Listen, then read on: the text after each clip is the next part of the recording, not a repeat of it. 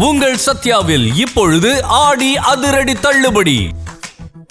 Mega TV நேயர்களுக்கு வணக்கம். பெண்கள்.com நிகழ்ச்சியில் சுபகிரகம் பகுதியில் அனைவரையும் சந்திக்கிறதுல மிகவும் மகிழ்ச்சி.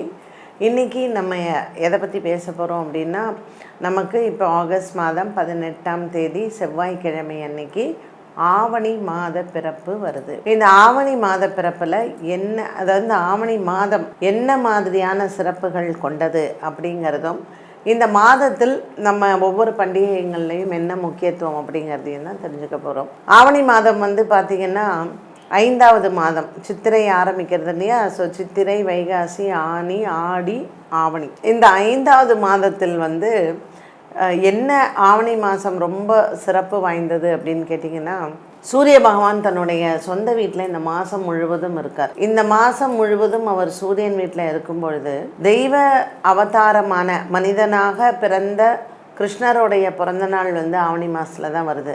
ஸோ கிருஷ்ண ஜெயந்தியாக இருக்கட்டும், நமக்கு கோகுலாஷ்டமின்னு சொல்லக்கூடிய கிருஷ்ணரினுடைய பிறந்த நாள் ஆவணி மாதத்தில் தான் நம்ம கொண்டாடுறோம். ரெண்டாவது ஒரு தெய்வத்தினுடைய பிறந்த நாளை கொண்டாடுறோம் அப்படின்னா விநாயக சதுர்த்தி. ஸோ பிள்ளையாரினுடைய பிறந்த நாளை நம்ம இந்த ஆவணி மாதம்தான் கொண்டாடுகிறோம். ஆவணி மாதம் எப்படின்னா, இப்போ நம்ம சொன்னோம் ஆடி மாதம் மண்ணுக்கு பெருமை கொடுக்கக்கூடிய ஒன்று, விதை விதைக்கக்கூடிய காலம் அப்படின்னு. ஸோ இந்த ஆவணி மாதத்தில் என்ன பண்ணுவாங்களாம், அந்த ஆடி மாதத்தில் அந்த விதை விதைச்சு அந்த பயிரெல்லாம் வளர்றது இல்லையா, இந்த வளரக்கூடிய பயிரை இது அடுத்தது நமக்கு கார்காலம் அப்படின்னு சொல்கிறது, இந்த மழைக்காலம் ஆரம்பிக்கிறது, மான்சூன்.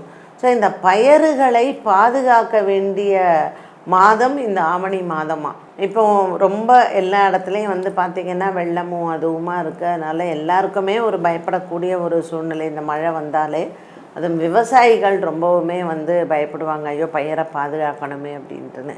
அதனால் பயிரை பாதுகாக்கக்கூடிய ஒரு மாதம். இந்த மாதத்தில் வரக்கூடிய அமாவாசையும் ரொம்ப விசேஷம், அதே போல் வரக்கூடிய அந்த பௌர்ணமியும் ரொம்ப விசேஷம். ஆவணி மாதத்தில் நம்ம ஆவணி அவிட்டம் அப்படின்னு சொல்லக்கூடிய, அதாவது வேதவியாசர் அன்னைக்கு தான் 4 வேதங்களையும் இந்த உலகத்திற்காக அவர் கொடுத்தார். அதனால் ஆவணி அவிட்டம் நம்மளுடைய வேதங்களை நம்ம மதித்து போற்றக்கூடிய ஒரு நாள். அந்தணர்கள் எல்லாருமே அவங்களுடைய அந்த ரொம்ப பவித்திரமாக நினைக்கக்கூடிய, அவங்க பாவிக்கக்கூடிய அந்த பூனல் அவள் மாற்றிக்கிறாள். ஸோ பிரம்மா ஆடி மாதத்தில், ஆடி பூரத்தில் பிரம்மா உலகத்தை சிருஷ்டி பண்ணார் அப்படிங்கிறது. அதனால தான் ஆடிப்பூரம் ரொம்ப விசேஷம். இந்த ஆவணி மாதத்தில் இந்த பௌர்ணமி ஆவணி அவிட்டம் அப்படின்னு, சூரியன் சிம்ம ராசியிலையும் சந்திரன் கும்பராசியில் அவிட்ட நட்சத்திரத்தில் சஞ்சாரம் செய்யடுச்சு. இந்த வேதங்களை உலகத்திற்காக வேதவியாசர் கொடுத்தார். அதனால தான் ஆவணி அவிட்டம் ரொம்ப விசேஷம்னு சொல்கிறது. அது மட்டும் அல்லாமல் அதற்கு முன்னாடி, இந்த ஆவணி அவிட்டத்திற்கு முன்னாடி பார்த்திங்கன்னா திருவோண நட்சத்திரம் இந்த ஆவணி மாதம் ரொம்ப விசேஷம். அவிட்டம் எப்படி விசேஷமோ அதே மாதிரி திருவோணம் விசேஷம். ஸோ ஓணம் பண்டிகை கொண்டாடக்கூடிய மாதம் இந்த ஆவணி மாதம். ஸோ நமக்கு நான் சொன்னேன் இல்லையா, ஆடி மாதத்தில் உங்களுக்கு காற்று காலம் அப்படிங்கிறது ஆரம்பித்து, நமக்கு இப்போ மழைக்காலம், அந்த கார்காலம் அப்படிங்கிறது ஆரம்பிக்கிறது. மகாபலி சக்கரவர்த்திக்கு மகாவிஷ்ணு அவருடைய வாமன அவதாரத்தை எடுத்தார். வாமன அவதாரம் எடுத்து, அதாவது 3 அடி மண்ணு கேட்டு, உங்கள் எல்லாருக்குமே இந்த கதை தெரிஞ்சிருக்கும். மகாபலி சக்கரவர்த்தி தான் ரொம்ப கர்வம், தன்னை விட மிஞ்சி தான தர்மம் பண்ணவா யாருமே கிடையாது அப்படின்னு சொல்லிட்டு அவர் ஒரு மிகப்பெரிய ராஜா, கேரள தேசத்தை ஆண்ட ஒரு மகாராஜா அவர் மகாபலி. அப்போ இவருடைய கர்வத்தை அடக்கணும்னு, இவருக்கு குருவா சுக்கராச்சாரியார் தான் இவருடைய குரு மகாபலி சக்கரவர்த்திக்கு. அப்போ பெருமாள் அவர் அன்றைக்கி அன்னதானம் பண்ணுறார், எல்லாருக்கும் அன்னதானம் பண்ணுறார். ஸோ பெருமாள் அந்த அண்டால சாப்பாடெல்லாம் முடிஞ்சிடுறது. பெருமாள் ஒரு வயோதிகராக வரார், யாச்சகம் கேட்குறார் கொடுன்னு சொல்லிட்டு. அப்போது சுக்கராச்சாரியார் சொல்கிறார், வந்தவர் மகாவிஷ்ணு, அவர் உன்கிட்ட வரத்தை வாங்கிறதுக்கு வரார், நீ எதையும் வாய் விட்டுறாத அப்படின்னு. உடனே பெருமாள் கேட்குறாரு, ஐயோ சாப்பாடு தீர்ந்து போயிடுத்து நீங்கள் வேறு எதை வேணாலும் கேளுங்க நான் தரேன் அப்படின்னு.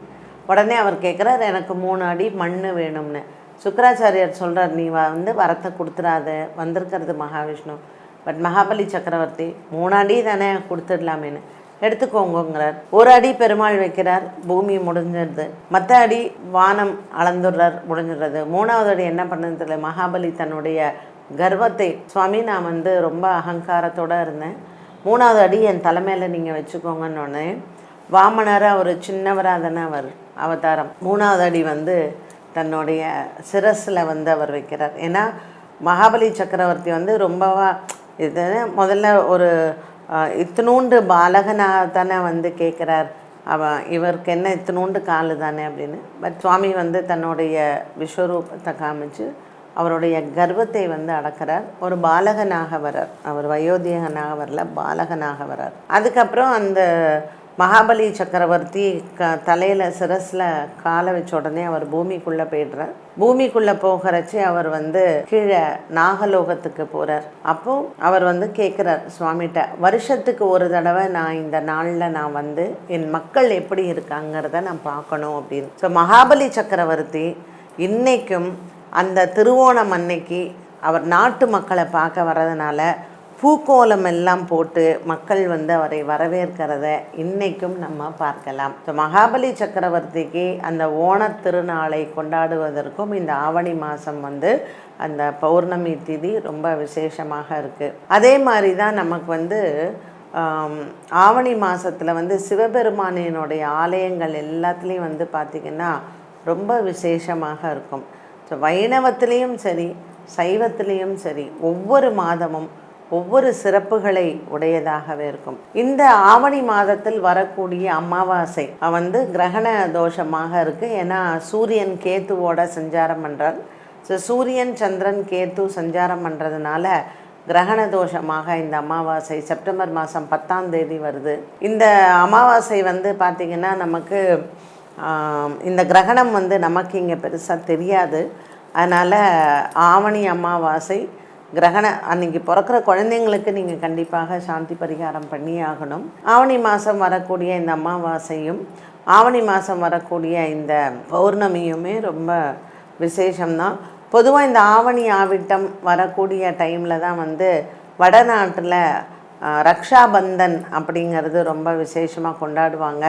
ஸோ ஆவணி மாதத்தில் நம்ம சிறப்புகள்னு எடுத்துக்கிட்டோம்னா விநாயகர் சதுர்த்தியிலேருந்து கிருஷ்ண ஜெயந்தியிலேருந்து ஆவணி அவிட்டம், மகாபலி சக்கரவர்த்தி வந்த நாள், அதாவது திருவோணம், ஓணம் பண்டிகை கொண்டாடுறது, எல்லா ரக்ஷாபந்தன் கொண்டாடுறது, அது மாதிரி ஆலயங்கள் எல்லாத்துலேயுமே சஷ்டியிலேருந்து ஏகாதசியிலேருந்து ரொம்ப சிறப்பாக நம்ம கொண்டாடக்கூடிய ஒரு நாள் இந்த ஆவணி மாதத்தில் வரக்கூடிய எல்லா நாட்களுமே சிறப்பு வாய்ந்தது தான். ஸோ நாமளும் ஆவணி மாதத்தில் வரக்கூடிய சிறப்பு நாட்களை நாம் கொண்டாடி மனசில் வந்து நிறைய சந்தோஷத்தோடு இந்த நாளை நம்ம வரவேற்கலாம். என்ன நேயர்களே, இன்றைய பெண்கள்.com நிகழ்ச்சியில் சுபகிரகம் பகுதியில் ஆவணி மாதத்தினுடைய சிறப்புகளை நம்ம வந்து பார்த்தோம். மீண்டும் சந்திக்கும் வரை நன்றி, வணக்கம். உங்கள் சத்யாவில் இப்பொழுது ஆடி அதிரடி தள்ளுபடி.